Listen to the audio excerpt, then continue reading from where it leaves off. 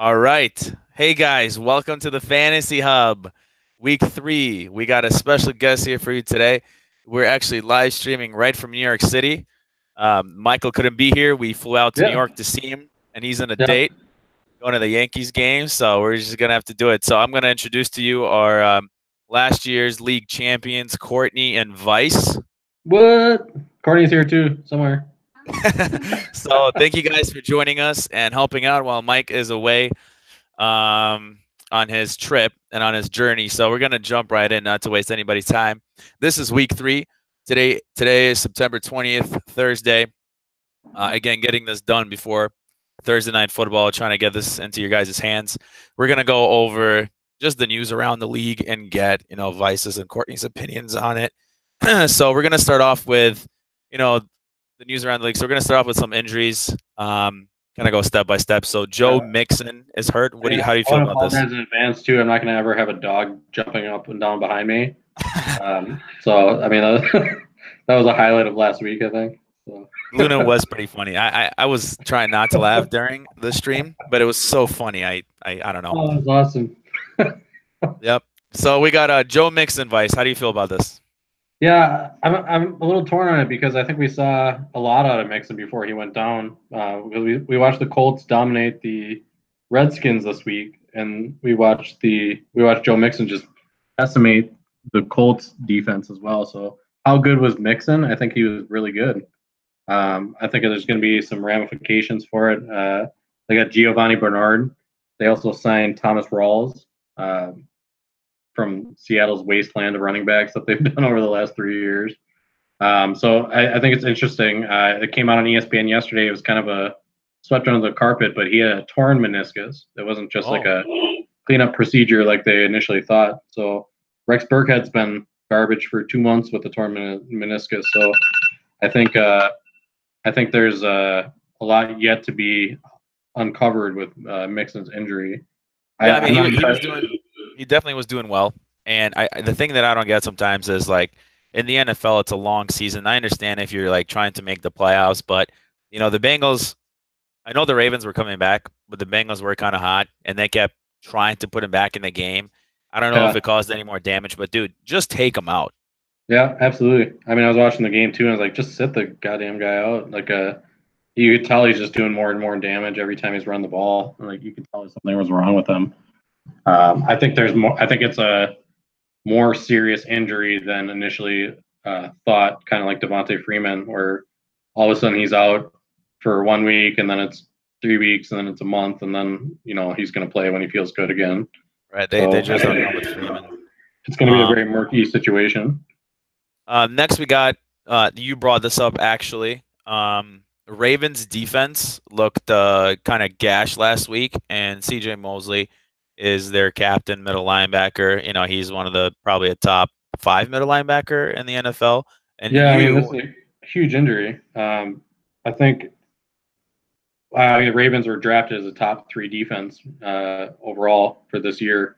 I think you can probably they're borderline droppable now. I mean, they're leaves them open up the middle. You saw Tyler Boyd have a huge game last week. You saw AJ Green have a huge game.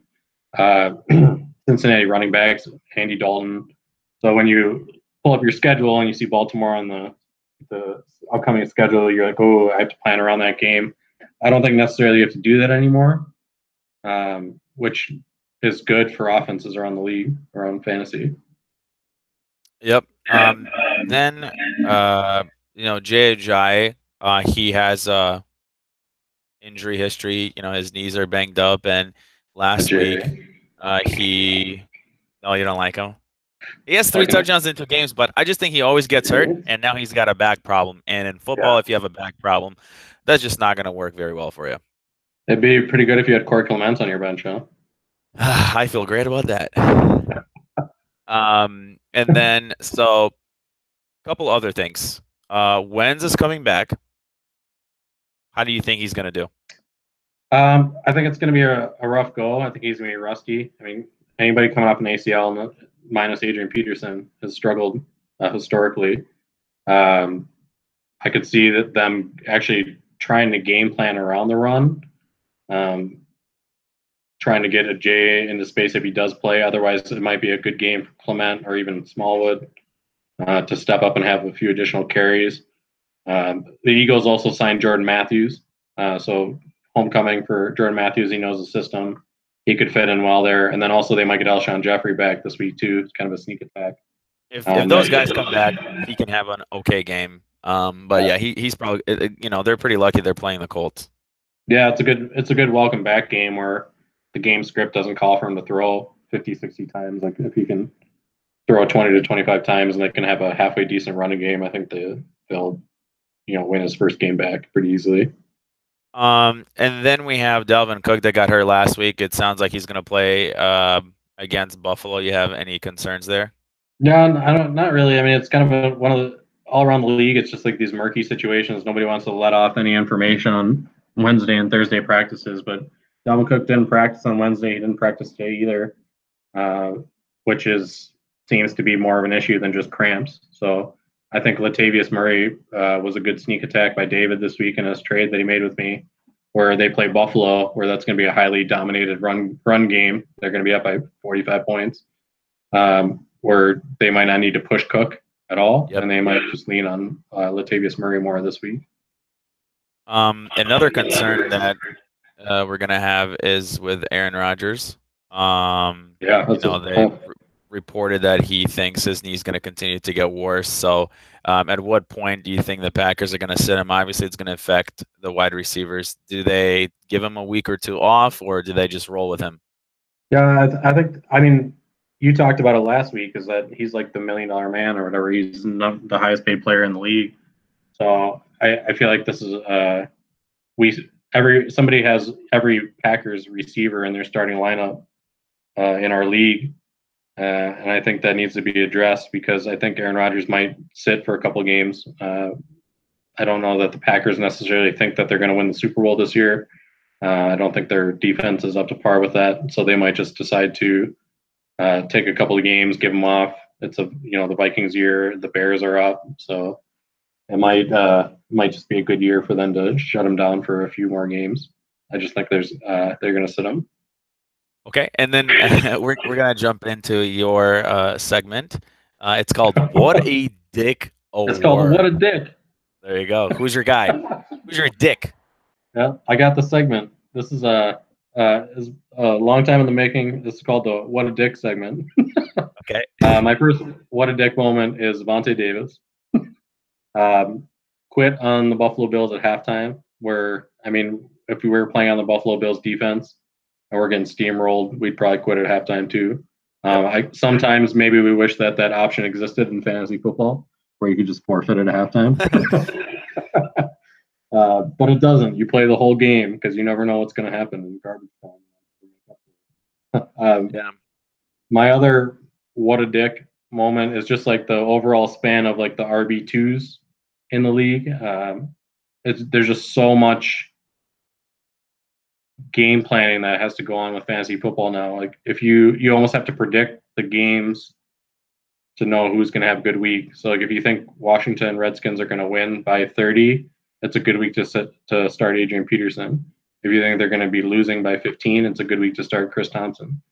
So I just think it also affects a lot of the running backs because the running backs, they need touches to kind of get themselves going, right? Yeah, you kind of get a carry, you get a carry.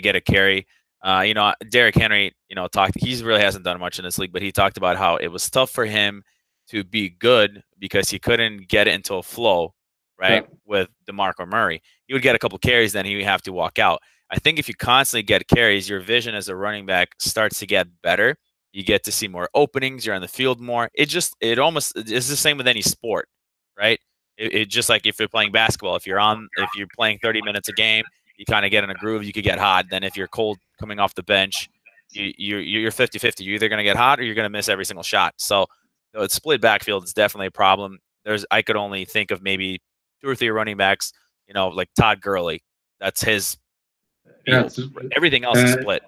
He's a stud. I mean, he's getting 30 to 35 points a game. But you even look at like where most of us live in this league, because it's such a deep league, is that, Jalen Richard, first week, he got 17 points. Second week, 0. I mean, he got like 1 carry Yep. last week. So you can't game plan around that. It's really tough. It makes the whole, it's just kind of fantasy football is now just like huge dart throw with your RB2, which makes the RB1s even that more valuable for those of you guys who drafted the RB1s. I'm not one of them. But I'm distracted right now because I'm actually looking at LaDainian Tomlinson's stats from in his heyday.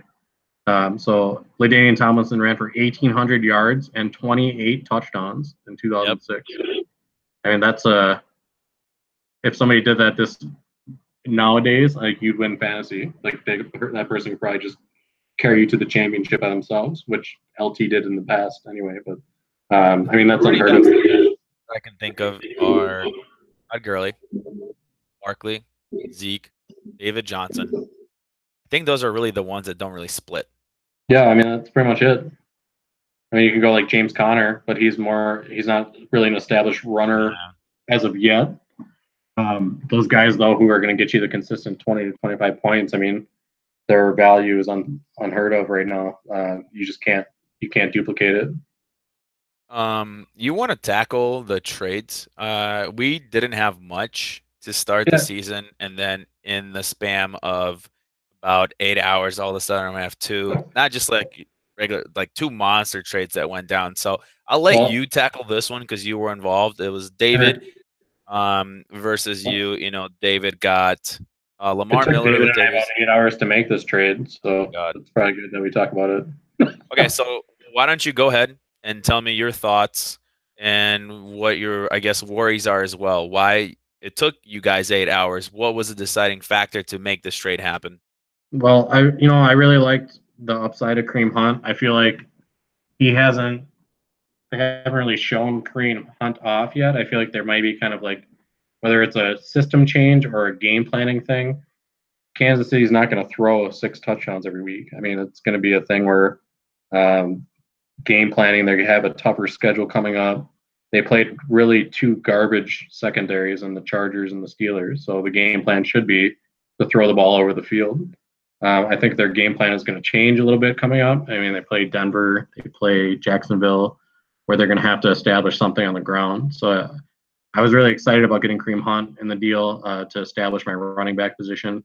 I was really sad to give up Adam Thielen. I mean, he had a hell of a game on Sunday. It was kind of televised. We were all watching the game. Obviously, we saw the big catch at the end.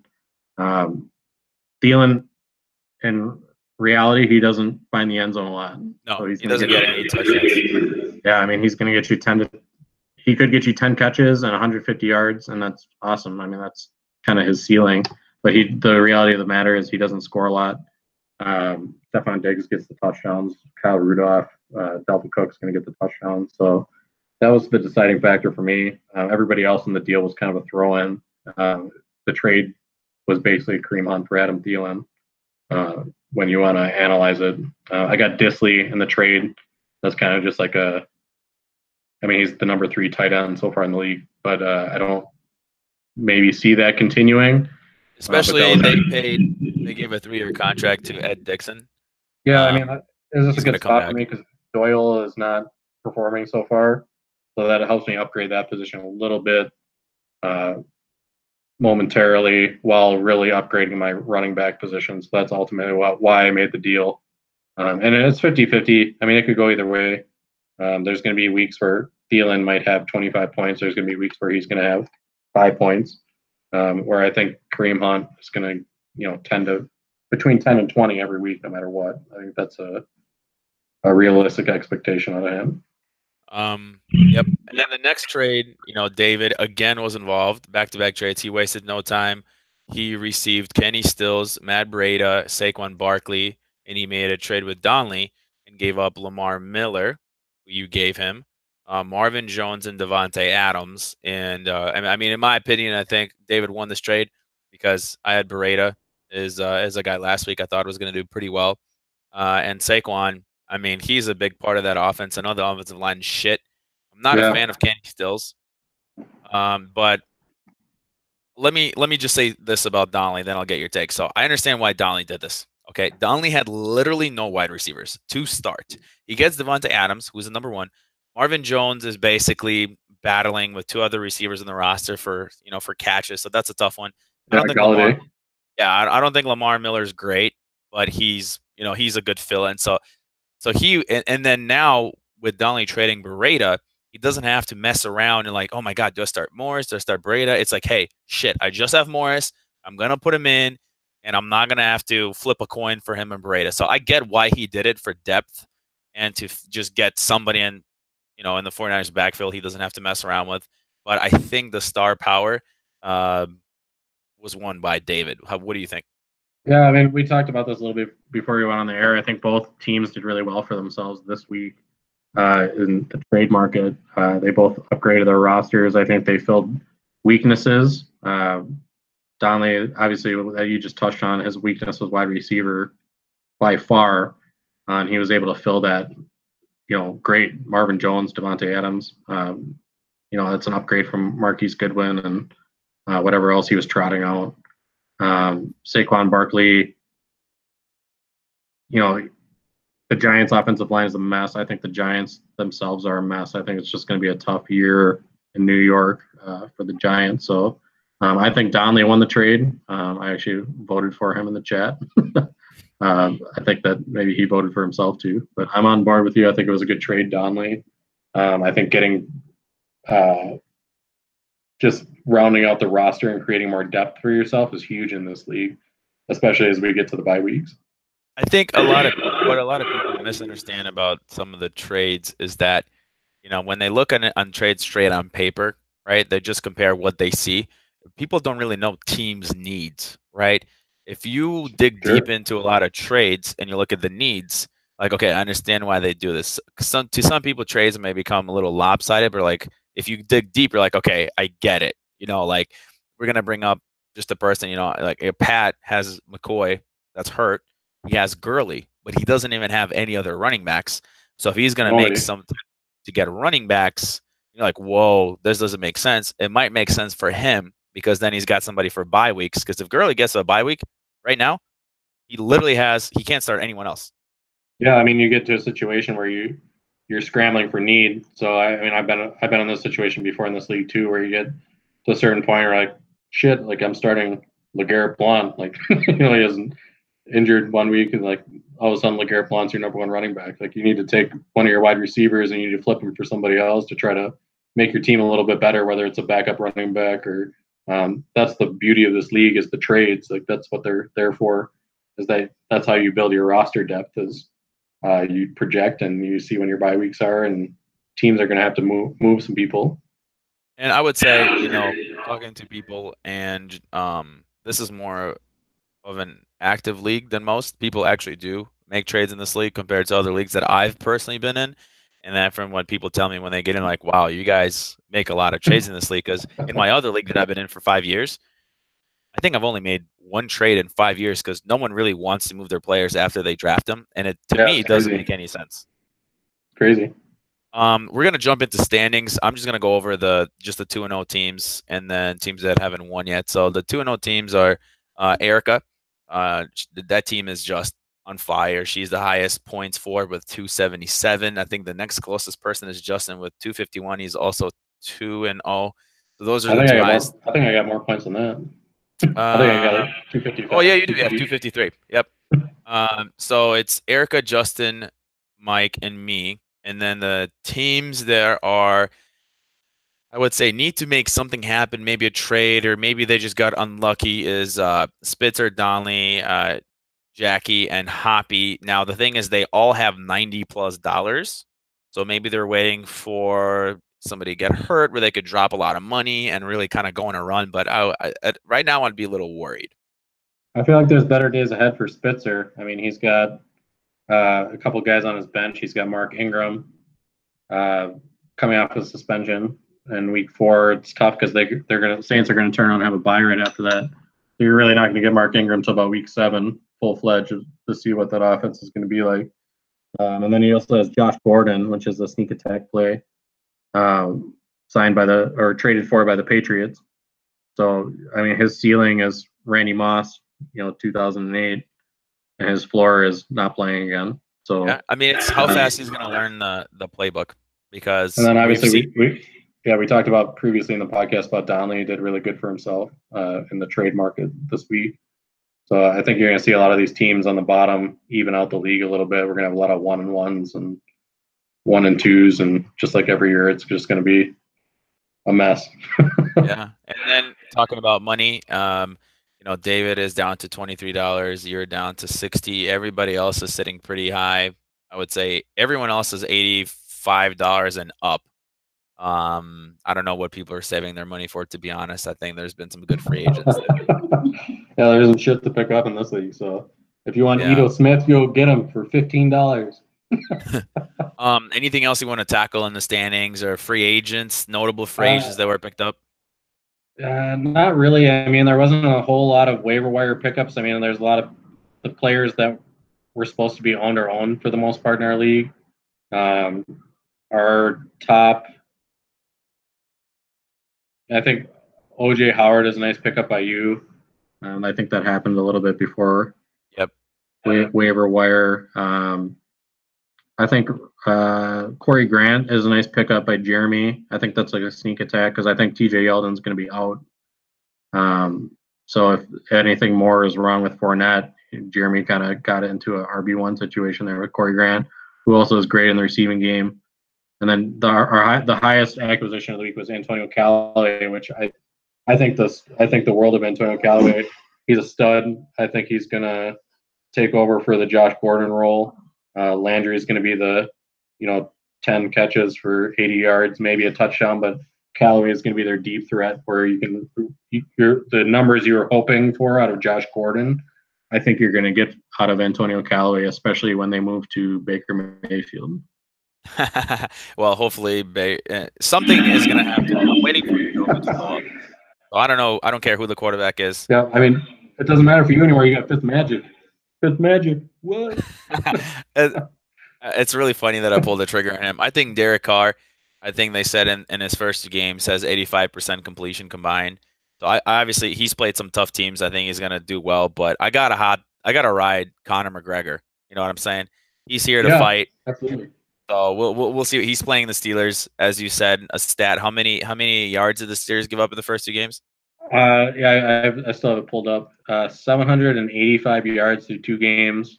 Pittsburgh defense. They played the Browns, and then they played Mahomes. I mean, how do I It's not insane. start him? You know what It's I mean? insane. And he's at home If too.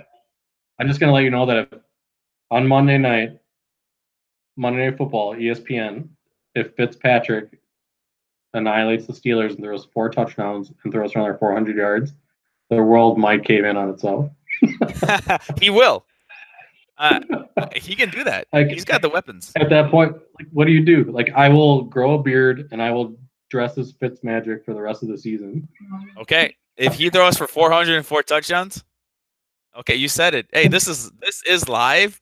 So you already, I mean, you gotta be better at your word. You shouldn't have said that. I mean, the realm of possibilities is there. I mean, the team Yeah. backs him. It's kind of one of those special moments that you get in football sometimes. It doesn't happen all the time, but you can kind of feel it sometimes with the team where it's like, oh, this team's going to ride the hot hand for as long as it exists. I mean, I don't remember the last time there was like a really good feel-good story in the NFL where the team was kind of bands together, and you can see it with Tampa. Like the guys come out and support him and are backing him, and I think it's a real thing. I think it's Cool. everybody should be put on notice. Yeah, I definitely like that. So we're gonna jump into the next segment. It's called Cheers and Smears. You Me almost and said it. Vice. Yeah, I know. Good thing we prep, right? So it's where me and Vice we're basically gonna give our we're gonna do a quarterback, running back, wide receiver, tight end. We're gonna tell you a player that we like, and then the smear, which is a shit player that we think is gonna have a shit game. So we're gonna jump into quarterbacks. My Eric Ebron. we'll get there. So my cheers for this week is going to be Patty Mahomes versus San Francisco. People think, oh, he's going to slow down 10 touchdowns to the first 2 games. This is actually his first home game, and that field, that stadium is crazy. The fans are crazy. I think he's going to get a lot of energy. I think he's going to have a really good game against San Francisco. And then my smear is going to be Phillip Rivers versus the Rams at the Rams. I mean, God, What I a can't. defense. 1 touchdown, 2 picks, 198 yards. That's Yeah, what I I mean, see what a for him. defense. What a defense It the might be Rams the have. best. Them and the Jags are the best defense in the league. It's going to be hard for them to do anything. Who are your It's cheers and not smears? even close. So cheers. Jimmy Garoppolo for me this week. I just think, Roethlisberger threw for almost 500 yards last week against the Chiefs. They're going to have to throw. The game script is going to call for that because it's going to be a shootout. Mahomes is going to establish the pass early with Tyreek Hill. San Francisco's defense is not good, so they're going to be down early, and it's going to force Jimmy G to throw. I think it's a big game for Breida, dump off wise, and then I think if Goodwin plays, that could be a really good play as well. I think they did say something that he was practicing. Goodwin. Yep. They just like announced it while we were doing Yeah. this. And then my smear is Andrew Luck. I just think that he hasn't looked fantastic. The Colts picked up a win last week. They didn't look great in doing it, and then Luck's got to go to Philly. This game script calls for Philly's going to be up. Wentz is back, a big homecoming for Wentz. I just think that Indy's going to be down. It's going to force Luck to have to throw, and I don't think that they have the talent or the offensive line to do that. I just think you're going to see maybe a pick six or a couple fumbles. I just don't think Andrew Luck. It's not going to be his week this week. Okay. We're gonna jump into running backs. My cheers for running backs is gonna be Jordan Howard versus Arizona. We saw AP put up, I don't know, 17 fantasy points on them. I think this is gonna be a party for Jordan Howard. He always starts off slow. I've had him for like 3 straight years. Yeah. They always want to get him involved. The cool thing about Jordan Howard this year is he's actually been catching the ball.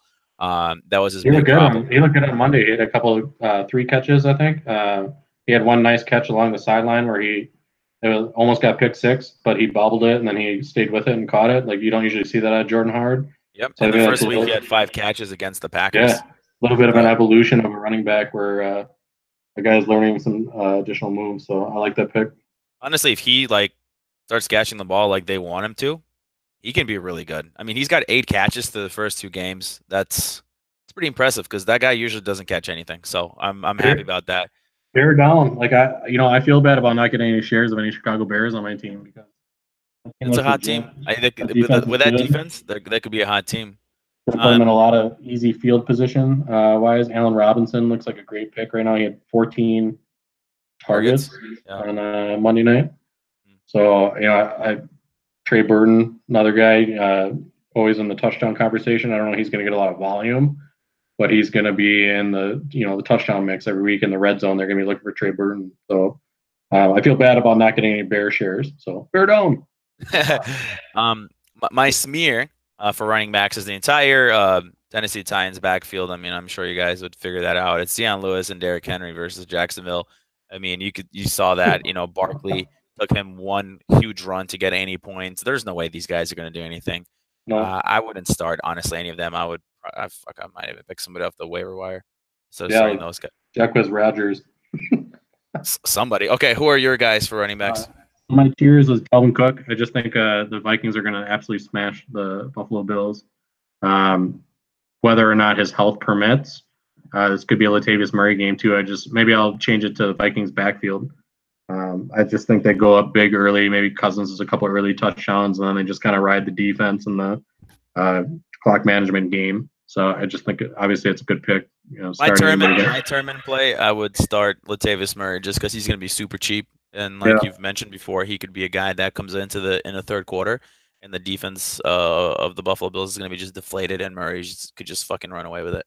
Yeah, I mean, they might just choose to sit Cook altogether if his hamstring is really bothering him, and Latavius might get the nod overall. Yep. So maybe a good game for Latavius Murray. My smear is David Johnson. I love David Johnson. I almost drafted him for $75 last year. But I just think his team is not utilizing him the way that they should be. David Johnson is a pass catcher, and they're just taking him and smashing him between the tackles, and that's not what David Johnson does. It kind of reminds me of Todd Gurley a little bit a couple of years ago, where crappy team, crappy play calling, no offensive line, no quarterback, and they just don't know what to do with the guy. So I think you have to wait it out on David Johnson, but this is going to be a really, really bad week for him up against Khalil Mack and the Bears. Honestly, I'll tell you this: if I was offered David Johnson for some of my running backs, I wouldn't trade Jordan Howard for him. I wouldn't trade Kenyon How Drake high for would him. you go? Would you trade Fournette for David Johnson? Um, I would trade Fournette only because I think Fournette's always hurt in What college. about would you trade Saquon Barkley straight up, David Johnson? No, nope, Well, that's kind of like right in that limit then. What about Kareem Hunt? Would you take Kareem Hunt and trade him for David Johnson? I would not. I I'm kind of very, understand. very, very low on David Johnson. Yeah, that's close Um, when Gurley, a couple of years ago, like you mentioned, was having that season, I actually traded for him because from me. yep, I said that I gave you LeGarrette Blount, who had like 16 touchdowns, and I Yeah, was like, Gurley is just too much of a talent. He's gonna pick it up. He's gonna have big games, and I mean, he would have like a touchdown game, but he would never go over like 70 yards. He would have like 20 carries for like 55 yards. yeah, They it was wouldn't pass him the terrible. ball, and the whole season I was like, can you guys just pass him the fucking ball? Like Gurley can catch, and no, they never pass him the ball. This is the same situation. Like I literally wouldn't give Kenyon Drake for him. Yeah, I mean and it doesn't get any easier for the Cardinals. They play in a tough division. Super Those tough. teams always play each other hard. They got the Rams twice. They got Seahawks twice. So that, I mean that schedule's not going to let up either. So it's tough sledding for the Cardinals right now. Anytime that you trot Sam Bradford out there and expect to win any games, you're in a boatload of crap. Now, if Rosen becomes quarterback, I think I will be more on board. I think Yeah, Rosen is just talented. I think the point where I knew that the Cardinals were screwed was last year when the Vikings were starting Sam Bradford, and he literally would just take the snap and fall down. God, Sam sucks. So then we're gonna jump into wide receivers. My Cheers wide receiver is gonna surprise people. There's a lot of options. I'm picking Calvin Ridley. They finally realized last week that they drafted him, and he's a good talent, and they threw it to him, and he got touchdowns, and he's a hell of Yes, a player. he's And I great. He think looks awesome. he's versus New Orleans. It's going to be a high scoring game. And obviously, Julio Jones is going to be the guy they're going to watch. I just think Calvin Ridley could just have a monster game. I predict 6 catches, 80 yards, 88 yards, and a touchdown. I don't think that's a fucking problem for him. And then my Yeah, smear is going to be Devontae Adams versus Washington in Washington. Um, he's a little banged up, but the most concern is Rodgers. I He might not even play. In Washington, Josh Norman's going to be on Adams. I think it's just a tough play, I especially in just think Washington. that Green Bay situation is something that you have to see unfold. Like I think that whole offense might be screwed here pretty quick. Who are your receivers? So my cheers this week is Mike Evans. We already talked about Fitzmagic. I think the Fitzmagic is going to happen again on Monday. Nationally televised game, Monday Night Football. There's going to be lots of graphics up about Fitzpatrick's historic start. Mike Evans is a huge beneficiary of that. He actually played a really crap game last week. He had a fumble. He almost had another fumble that almost cost them the game. And then Fitzpatrick threw an interception that bounced off Mike Evans' hands as well. So he still got 19 points last That's week. crazy. So after all that's said and done, I mean, it could have been a much bigger day for him. It could have been 25 to 30 points for Mike Evans last week. I just think that's going to happen again. The Steelers are garbage. They just let the Chiefs are wide open last week, like wide open. All those touchdowns, there wasn't anybody within 5 yards of the receiver on any of those touchdown catches. So I just think there's going to be more of that. I think it's going to be a big Deshaun Jackson. It's going to be a big Mike Evans, and they don't have a running game. So I mean, they're not trying to run. They're just giving Fitzpatrick the ball and telling him to just chuck it all around the field. So I think I the think biggest thing it's a for the game. Chiefs defense is Eric Berry. I think he is first off, he's a top 3 safety in the league, and him being out with ACL injury, Achilles injury now. They don't know when he's coming back. He says his health is improving. Without him anchoring that secondary, they're going to be trash. Yeah, no, I agree. It's going to be. it should be a fun game to watch. I feel bad for the Steelers. Antonio Brown might drop kick multiple water coolers on Monday night. It's on the table. I just feel like the Steelers could be looking at 0-2 and then really 0-2-1, and then really like soul searching whether or not they really need to actually pay Le'Veon Bell and bring him back or not to get another playmaker in their system. So we'll see what happens. My smear at wide receiver is Keenan Allen. It's just a really tough matchup. He didn't have a great game last week. The game script didn't really call for that. The Chargers were up big against Buffalo. They didn't need to throw. This week, they actually are playing a defense that's going to shut them down. It's going to be their biggest challenge so far against the Rams. So, I could see a 5 catches for 60 yards or something like that from Keenan Allen, but I don't think he finds the end zone. I think it's a tough game overall for the Chargers. Okay. The next one I have is a tight end. So my cheers tight end is going to be Kittle versus Kansas City. I mean, Jesse James, who I think is not very good. He's so slow. He's honestly, I think any one of us could outrun him. He had like 156 yards, which is outrageous. So I think Kittle is going to just eat up Kansas City. They don't have linebackers. They don't have secondary. They're going to be playing from behind. It's going to be a That big game game script is going to be a high-scoring game as well. Yep. And then my smear is going to be Jordan Reed versus the Packers. The Packers linebackers are pretty athletic, and I think they've been playing the tight ends awesome. I think a Trey Burton only had 1 catch week 1 versus the Packers. Yeah, just that little shovel pass. Yeah, did Rudolph even do anything last week? No. So the Packers, I think, play the tight ends really well. And Jordan Reed, I think, as good as he is, I don't think anything's going to happen. Yeah. So, yeah. Did you give your smear? I don't. Yep, that's Jordan Reed's my smear, and my cheers, Kittle. Okay. So my cheers is I have Zach Ertz and Travis Kelce as my cheers. I just think if you drafted one of these guys, congrats. You got the only good tight ends in the entire league. Seriously. They look good. The quarterbacks are looking for them. They're part of the game plan. If you didn't draft one of these guys, then good luck. It's just a dart throw. Which my smear is the rest of the league. The rest of the tight ends in the entire league are just all trash. You don't know what you're going to get out of any of them. If you can get 5 points out of a tight end, you did well.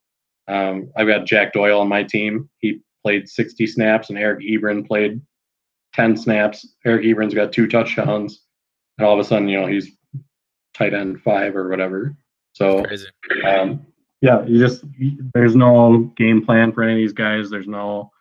Nobody's in the game plan besides maybe Evan Ingram is maybe the only other guy that's actually part of the game plan where they're looking to throw to somebody. But again, with New York Giants, that team's trash. So I just feel like tight end is a wasteland.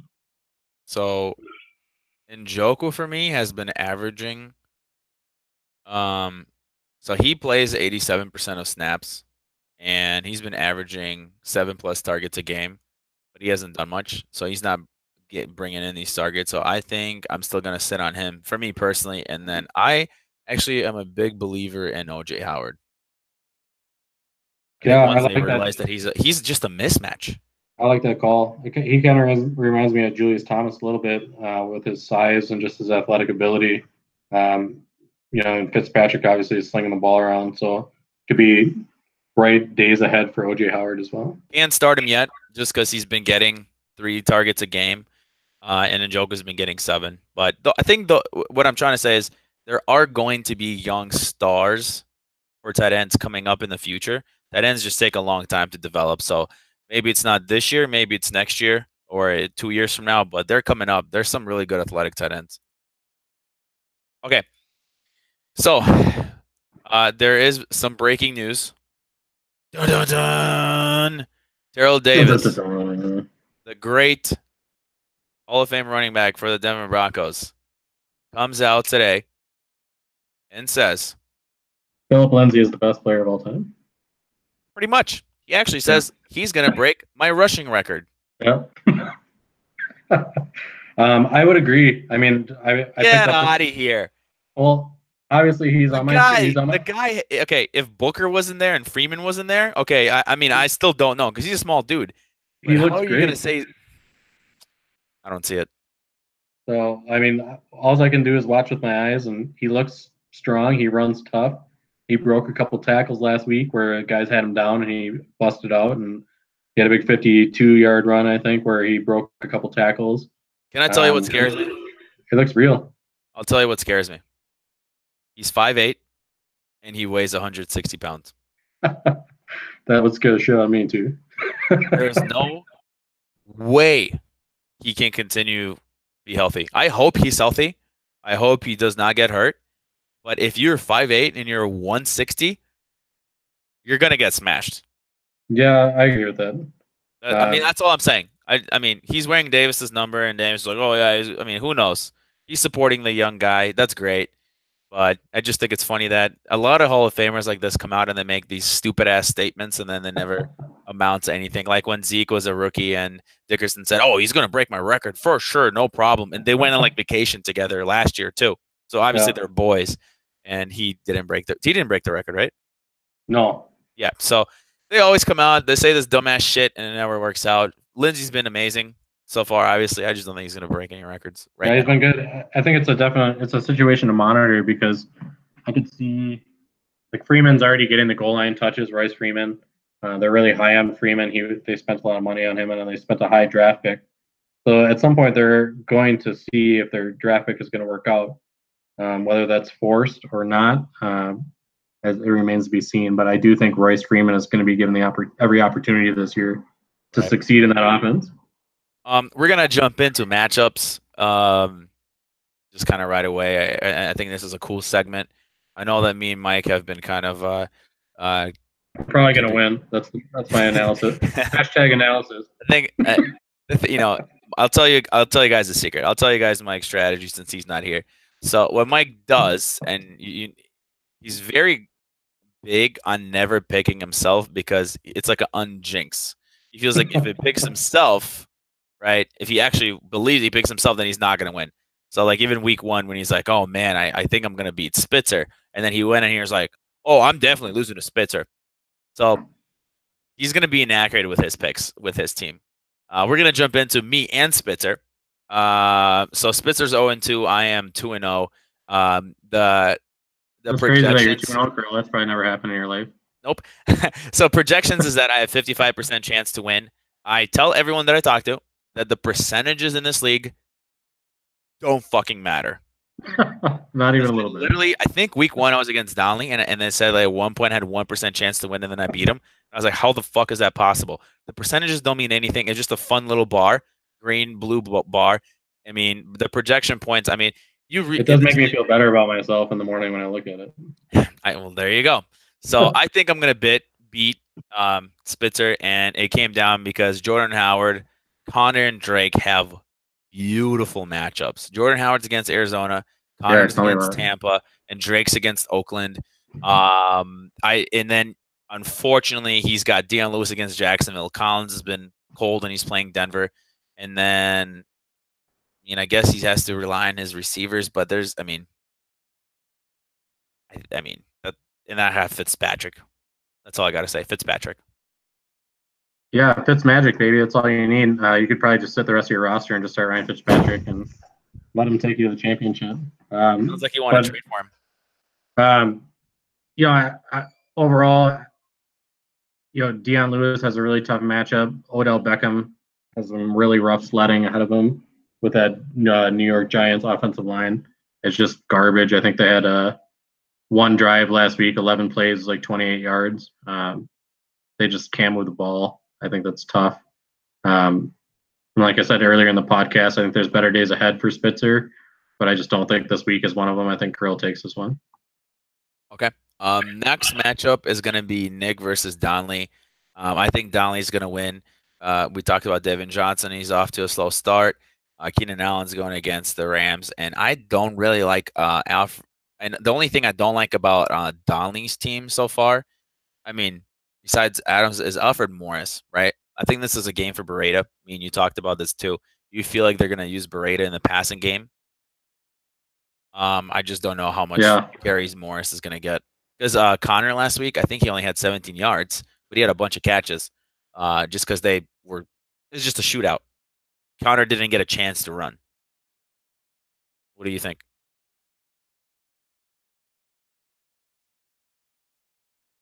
Yeah, I think I like Goodwin and I like Boyd better than Alfred Morris in that spot. I think Donnelly, we talked about it a little bit earlier, but he did really well for him this week. He did really well for himself in the trade market, really rounded out his team, where his team was very running back heavy before, and now it's very well balanced. Um, I think Nick's got to make a move for a quarterback. He's got 3 quarterbacks on his roster currently that I wouldn't even put on my roster. Um, so I think he's got to make a move or sign somebody else off the waiver wire and plug him in at quarterback. But my pick is Donnelly. Okay. We're gonna jump into Erica versus Justin. This is a cool matchup because these guys are both Yeah, 2 and 0. showdown of the Erica's showdown. the I think. number 1 scoring team, and then Justin's number 3 behind you, right? That's what I think that's what we talked about. So I think Erica's gonna win this one because um, Mahomes is hot, and I think the quarterback. This is gonna be the biggest quarterback difference. I think Mahomes is gonna put up 20 plus points, and Philip Rivers is gonna be around maybe like 10. Mahomes could put up 25, Philip 10. That's a 15-point difference. Everything else is, I mean, fairly even. I think Juju's going to be the best scoring receiver out of all of them for Justin, but Erica's just pretty stacked. I'm worried about TJ Yeldon. I would possibly play um, Eckler, but again, he's playing the Rams, so God, I don't know, maybe Crowder or Funches. I don't know. It depends if Fournette's playing. If Fournette's not playing, I'm definitely starting Yeldon. So we'll see. I pick Erica. Yeah, that's tough. I mean, I can look at these lineups, and I mean, Randall Cobb is a little bit of a hole for Justin, and then obviously TJ Yeldon for Erica. So the rest of these teams are stacked. They look good. They have, I think, game script will ultimately determine this one. Like you said, I think Mahomes has the better matchup against San Fran. Philip Rivers is going to really struggle, I think, against the Rams. The Rams are going to come out and make a statement in that afternoon game and really take it to the Chargers. So I'm going to give the nod to Erica, um, pending Delvin Cook's health. If Delvin Cook doesn't play, I'm probably going to give the nod to Justin. Okay. Next we have Pat versus Travis. I think this was a pretty quick one for us. Not to throw shade on Travis, but he's been hit by injury. 2-man band. Joe Mixon is out. Baldwin is out. I mean, those are your 2 good ass players. Come on, Travis. Baldwin and Mixon. We need you, man. We need your players on our teams. So those are good players that are out, and I honestly think Gurley is going to outscore all of his running backs and flex just by himself pretty handily. So Pat wins. This is a lock of the week for me.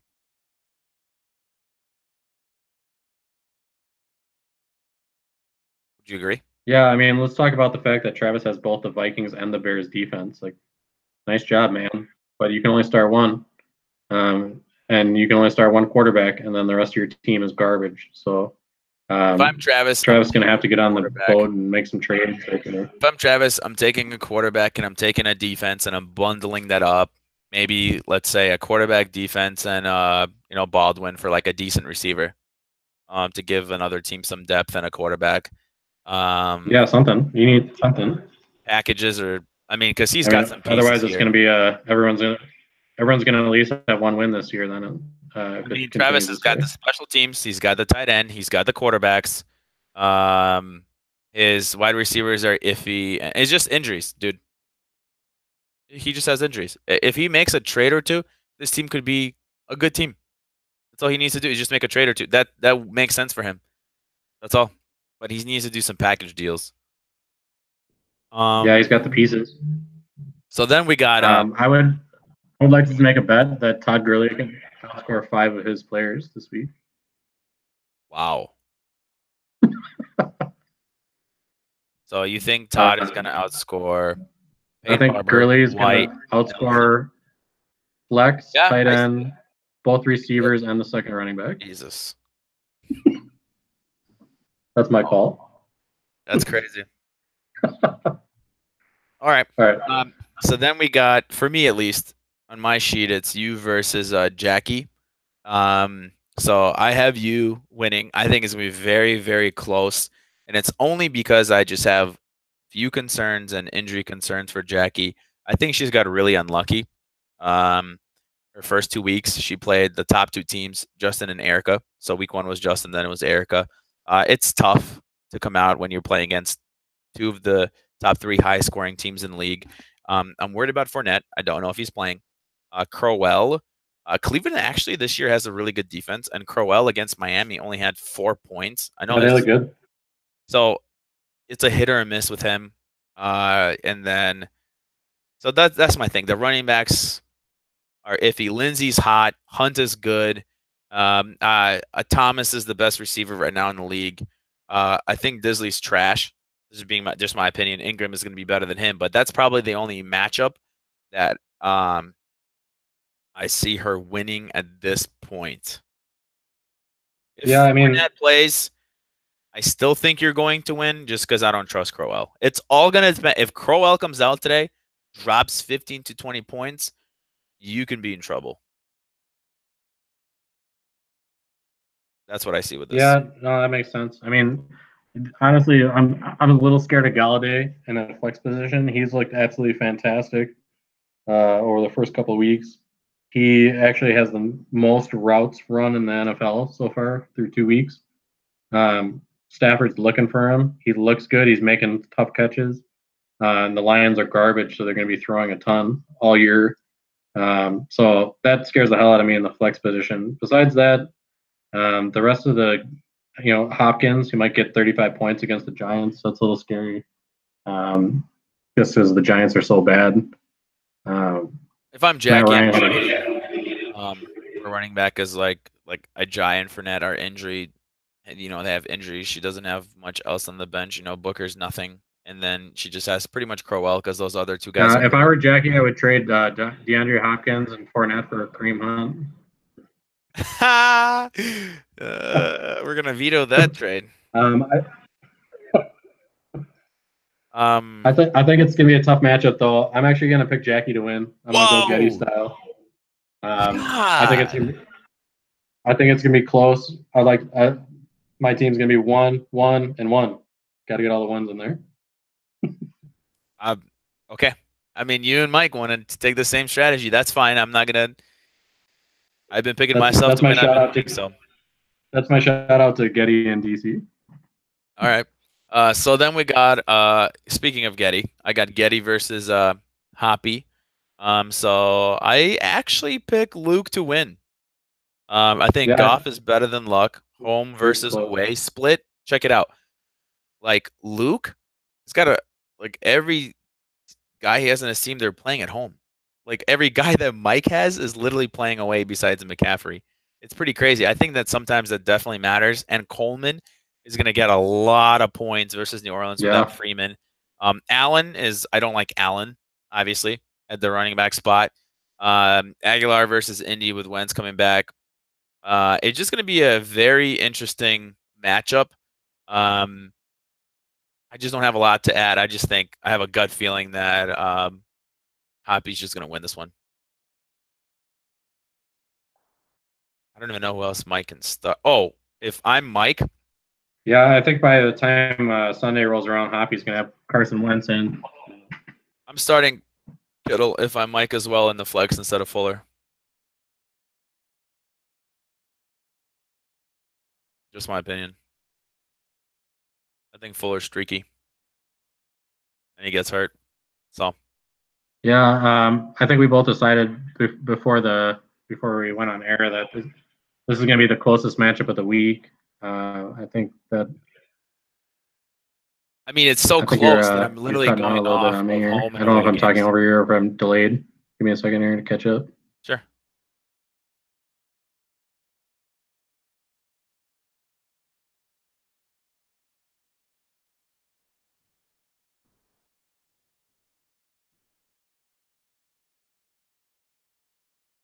You got me? Now I do, yeah. I think there's just a lot of storms in the area. You good? You still got me? Yep. Okay. Okay, cool. Yeah, I think we decided that this was going to be the closest game of the week. I think that both teams have really good matchups. I think by the time the game rolls around, Carson Wentz will be Poppy's starter. That'll be an interesting matchup to see if he can shake off the rust. This is just going to be one of those games where I could see it being like 95 to 96 or coming in within 10 yards of a win. Will Fuller is a big wild card for me for Getty. What a stud last week! I mean, he had 27 PPR points. So you can't knock that usage every game he's played for the last 2 years. When he's healthy, he's just been an absolute monster. So that could be the deciding factor for me. With Aguilar, if Alshon Jeffrey comes back, that's going to be a big blow to Hoppy. And we'll just see if that happens or not. Okay. Then we have David versus Jeremy. Jeremy, very exciting team to watch. He's had the closest matchups. But I do pick David to win this one. I think David's got much better running backs than Jeremy. He's got Barkley and Beretta versus Kerryon Johnson and Thompson.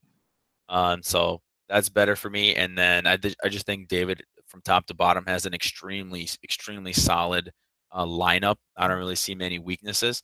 And Fitzgerald's going to be a problem in a flex for Jeremy just because he hasn't done much and that offense doesn't move the ball at all. So.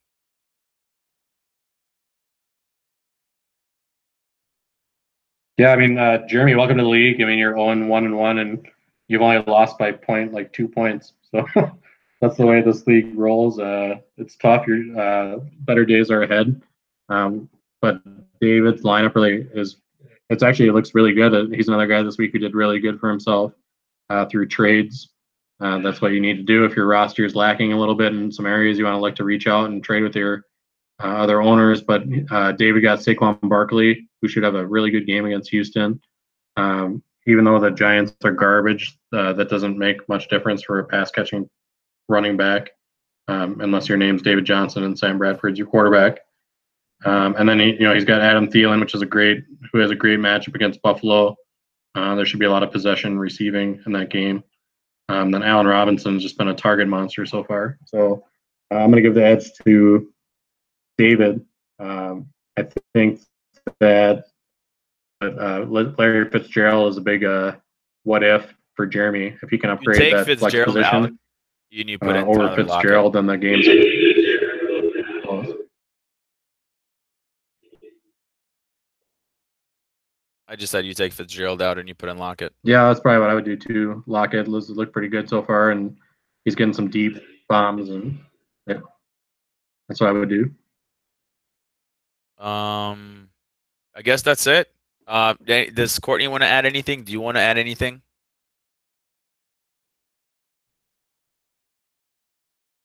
I think that's it. All right. Well, thank you guys for tuning in. I want to thank. Do you want to add anything?